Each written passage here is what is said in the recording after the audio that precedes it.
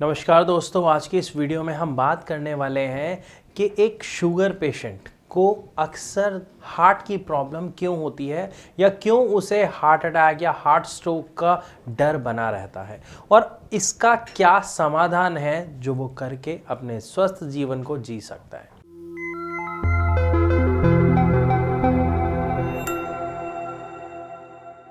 तो चलिए शुरू करते हैं आज की इस वीडियो को और जानते हैं कि एक डायबिटीज़ पेशेंट की शरीर में ऐसे कौन से बदलाव आते हैं जिसकी वजह से हार्ट की प्रॉब्लम्स होने के बहुत ज़्यादा चांसेस हो जाते हैं या ये कहें कि उसके होने के चांसेस बढ़ जाते हैं। देखिए, इसके लिए आपको समझना पड़ेगा कि शुगर जब किसी व्यक्ति को होती है तो उसके शरीर में क्या बदलाव आते हैं।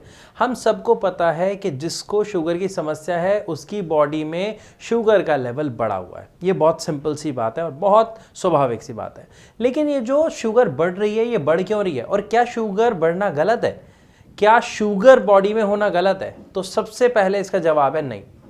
अभी मैं जो बोल पा रहा हूँ, आप सुन पा रहे हैं, देख पा रहे हैं, समझ पा रहे हैं, ये जो हमारे ऑर्गन्स यूज हो रहे हैं, जो हमारे ऑर्गन्स काम कर रहे हैं, इन ऑर्गन्स को भी तो कोई फ्यूल चाहिए होता है काम करने के लिए, चलने के लिए।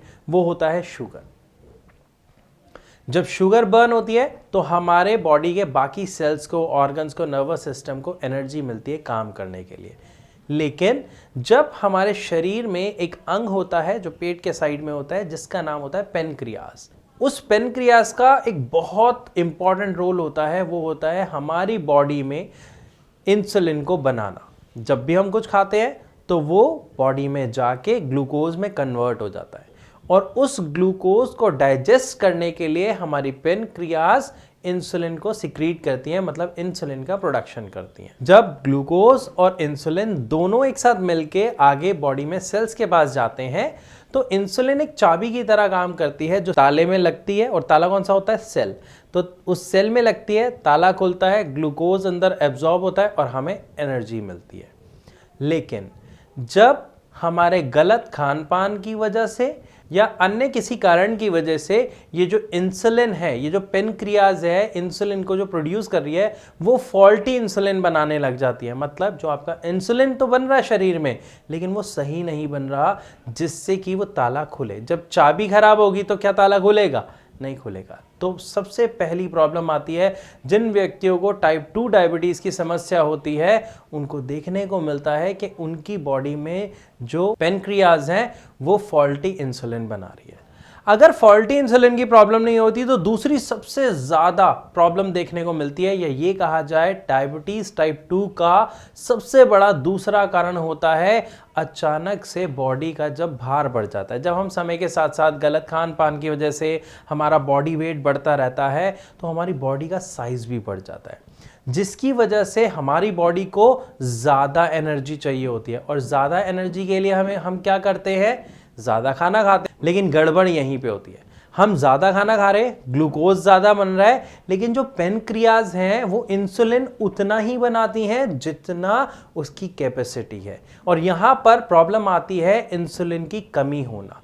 इसी कारण से आपने देखा होगा कि बहुत सारे डायबिटिक पेशेंट इंसुलिन के इंजेक्शन लगवाते हैं, क्योंकि उनकी बॉडी में क्या है? इंसुलिन की मात्रा कम है। इसी कारण से वो इंसुलिन के इंजेक्शंस लगवाते हैं। उनका जो ग्लूकोज है वो एनर्जी में कन्वर्ट होता है और वो एनर्जेटिक फील करते हैं। तो ये तो हमने समझा कि डायबिटीज़ की समस्या आखिर होती क्या है, और जब किसी व्यक्ति को डायबिटीज़ हो जाती है तो उसके शरीर में कौन कौन से बदलाव आते हैं। लेकिन अब हम आते हैं उस मुद्दे पर जो हमने वीडियो के शुरुआत में बात की थी कि क्यों एक डायबिटिक पेशेंट को हार्ट की problem, heart attack, heart stroke के चांसेस बढ़ जाते हैं। देखिए, शुगर बढ़ने से एक सबसे बड़ा बदलाव जो आता है वो आता है हमारे शरीर में जो ब्लड फ्लो है उसमें। क्योंकि ब्लड क्या है, आप थोड़ा सा एज्यूम करें, आप बेहतर समझ पाएंगे। हम पानी पीते हैं, अब अगर एक ग्लास में आप पानी लेते हैं तो उसकी जो थिकनेस कहूँ कुछ होती है, बहुत पतला होता है।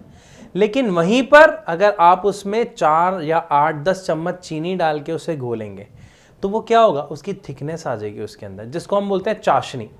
इसी तरीके से जब हमारी बॉडी में ब्लड के अंदर ग्लूकोज की मात्रा धीरे धीरे धीरे धीरे बढ़ती रहती है तो हमारा खून गाढ़ा होना शुरू हो जाता है। और सबसे बड़ी समस्या को जन्म देने वाला जो कारण है वो यही है। जब खून गाढ़ा होता है, या ये मानिए जब चाशनी होती है, तो आपने देखा होगा जब जलेबी वगैरह वाले के पास हम जाते हैं तो वो जो चाशनी है वो जम जाती है। इसी तरीके से हमारी बॉडी में जब खून गाढ़ा होता है तो खून के थक्के बनने शुरू हो जाते हैं, खून जमना शुरू हो जाता है। अब हमारे पूरी बॉडी में बहुत सारी नसें हैं और बहुत पतली पतली वेन्स हैं, हम सब जानते हैं। उन नसों में सोच के देखिए, अगर खून का कोई थक्का जम जाता है तो क्या होगा? Body function failure. यही कारण होता है हार्ट अटैक का। क्यों? क्योंकि दिल क्या है, हार्ट क्या है, किससे बना है? नसों से बना है, मांसपेशियों से बना है। उसमें होता क्या है? ब्लड फ्लो होता है, और जब ब्लड गाढ़ा हो गया है तो उसे फ्लो करने के लिए प्रेशर ज्यादा लगाना पड़ता है, जिसके कारण अक्सर आप देखेंगे एक डायबिटीज पेशेंट को बीपी की समस्या रहती है। और दूसरा, जब ब्लड गाढ़ा है उसके जमने के चांसेस ज्यादा हैं, तो हार्ट किससे चल रहा है? उस ब्लड और नसों से ही चल रहा है। अगर उसमें खून जमने का या थक्का बनने की प्रॉब्लम आ गई तो हार्ट अटैक या हार्ट स्ट्रोक के चांसेस काफ़ी हद तक बढ़ जाते हैं। इसीलिए जो भी डायबिटिक पेशेंट होता है उसे सबसे पहले एक चीज़ ध्यान रखना है कि एनी हाउ उसे अपने शुगर लेवल्स को मेंटेन करना है, अपने शुगर को कंट्रोल करना है। लेकिन यहाँ पे सवाल उठता है कि सर हम तो दवा ले रहे हैं, टाइम से ले रहे हैं, लेकिन फिर भी हमारी शुगर बढ़ी रहती है। हाँ, वैसे ऐसी कोई समस्या नहीं है जो हमें दिख रही हो, कहीं पे हमें कोई प्रॉब्लम हो रही है, ऐसा कुछ नहीं है। और यही एक सबसे अहम पहलू है जिसको समझना बहुत ज़रूरी है, क्योंकि ज़्यादातर डायबिटिक पेशेंट यही सोच के लापरवाह हो जाते हैं और हार्ट की बीमारी के शिकार होते हैं। क्योंकि जब तक आपके डायबिटीज़ से आपको कोई प्रॉब्लम नहीं हो रही तो आप कुछ सीरियस एक्शन नहीं लेते हो, खान पान में प्रॉपर कंट्रोल नहीं करते हो, और आपके जो शुगर लेवल है वो बड़े रहते हैं। अब यहाँ पर पॉइंट आता है कि हम इसे कंट्रोल कैसे करें, जो अभी मैंने बात की थी। देखिए, अगर आप दवाई ले रहे हैं और फिर भी आपकी शुगर कंट्रोल नहीं हो रही है, तो एक चीज़ सबसे पहले समझिए, जो अभी हमने बात की कि ये शुगर की समस्या बनी कहाँ से थी, प्रॉब्लम कहाँ पे थी?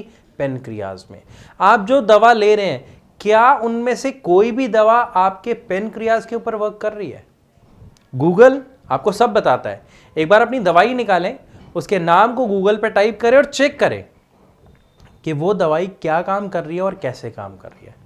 आप बेहतर समझ पाएंगे कि जब आप बीमारी की जड़ पर ही काम नहीं कर रहे हैं तो बीमारी खत्म कहां से होगी? सिर्फ मैनेज ही हो पाएगी, क्योंकि उन दवाइयों का काम क्या है? या तो यूरिन के थ्रू आपकी शुगर को पास आउट करना, या फिर आपके मल के द्वारा आपके शुगर लेवल को खत्म कर देना। लेकिन मेन जड़ पर काम हुआ नहीं, और जब तक जड़ पर काम नहीं होगा तो क्या समस्या खत्म होगी? कभी भी नहीं होगी। इसलिए अक्सर हम लोगों को सुनते हैं कि शुगर जिसको एक बार हो गई पूरी जिंदगी दवाई खानी पड़ेगी। तरीके गलत है ना, तो हमें कहां से गोल सही मिल जाएगा? और अगर हमें सही गोल अचीव करना है तो हमें सही तरीके भी अपनाने पड़ेंगे। जनरली जब हमारे यानी श्रेयास में डायबिटीज पेशेंट आते हैं तो हमारे डॉक्टर्स सबसे पहले उनकी रिपोर्ट्स चेक करते हैं, देखते हैं कि उनकी बॉडी में असल में जो टाइप 2 डायबिटीज़ है, टाइप 1 डायबिटीज़ है, उसका मेन मुख्य कारण क्या है। उसके बाद जो वो डाइट चार्ट उन्हें प्रोवाइड करते हैं, जो वो दवाई उन्हें प्रोवाइड करते हैं, ये सबसे अहम है समझना कि वो दवाई किस तरीके से काम करती है। क्योंकि हमारी जो दवाइयाँ हैं वो आयुर्वेदिक हैं, और वो दवाई डायरेक्ट उनकी पेनक्रियाज के ऊपर वर्क करती हैं। वो पेनक्रियाज को स्टिमुलेट करने का काम करती हैं, क्योंकि जो आपकी पेनक्रियाज है उसमें जो इंसुलिन का सिक्रेशन है वो ठीक टाइप से हो सके, जिससे आपके बढ़े हुए शुगर लेवल को धीरे धीरे कंट्रोल कर लिया जाता है। और बल्कि बहुत से पेशेंट जो regular diet chart, exercise chart और हमारी दवाइयों को फॉलो करते हैं, पहले ही महीने में उन्हें बहुत ही शानदार रिजल्ट देखने को मिलते हैं, वो भी बिना किसी नुकसान के। क्योंकि एलोपैथिक जो दवाइयां हैं वो क्या कर रही हैं आप समझ गए, लेकिन जो आयुर्वेदिक दवाइयां उनकी सबसे अच्छी बात क्या है कि वो आपको नुकसान नहीं कर रही। दूसरा, वो उसकी जड़ पे काम कर रही हैं, वो उस ऑर्गन पे काम कर रही हैं जिसका काम है इंसुलिन बनाना, ठीक इंसुलिन बनाना, जो वो नहीं कर पा रहा था। इसी कारण से आपकी जो बीमारी है उसको कंट्रोल करने में और एक स्वस्थ जीवन जीने में बहुत ही सहायता मिलती है जब आप सही चीज़ों को फॉलो करते हो। अब यहाँ पर कई आप में से लोगों के कुछ सवाल होंगे जो आपके मन में आ रहे होंगे, है ना। तो आप एक छोटा सा काम करिए, आपके सवालों का जवाब आपको अभी मिल सकता है। नीचे नंबर है, हमारी डॉक्टर्स की टीम हमेशा आपकी मदद के लिए तैयार रहती है। आप फोन उठाओ, इस नंबर पर अभी कॉल लगाओ और अपनी प्रॉब्लम उनसे पूछो। कि हमारे को इतनी शुगर है, हमारे बड़े रहते हैं शुगर लेवल, हम क्या करें, या सही डाइट चार्ट के बारे में प्लीज़ हमें बताइए, या एक्सरसाइज के बारे में हमें बताइए। अगर आप कोई भी इंफॉर्मेशन लेना चाहते हैं तो नीचे दिए गए नंबर पर अभी कॉल करें। अगर आप कॉल किसी वजह से नहीं कर पा रहे हैं, आपका शेड्यूल बिजी है, लेकिन आपके घर में किसी परिवार के सदस्य को डायबिटीज़ की समस्या है, तो आप एक और काम कर सकते हैं। इसी नंबर पे उस पेशेंट की रिपोर्ट्स व्हाट्सएप करें। हमारे डॉक्टर्स रिपोर्ट्स को स्टडी करेंगे और उसके बाद आपसे खुद ब खुद कॉन्टैक्ट करेंगे। तो मैं आशा करता हूं कि इस वीडियो में आपको अच्छे से समझ आया होगा कि एक डायबिटिक पेशेंट के लिए क्यों दिल की बीमारी का खतरा बढ़ जाता है और हम उसे कैसे ठीक कर सकते हैं। लेकिन फिर भी आपके मन में कोई सवाल है जो आप हमसे पूछना चाहते हैं तो आप कमेंट बॉक्स में भी लिखकर हमसे पूछ सकते हैं। तो विदा लेना चाहूंगा अपनी इस वीडियो में और मिलूंगा अपनी अगली वीडियो में। तब तक के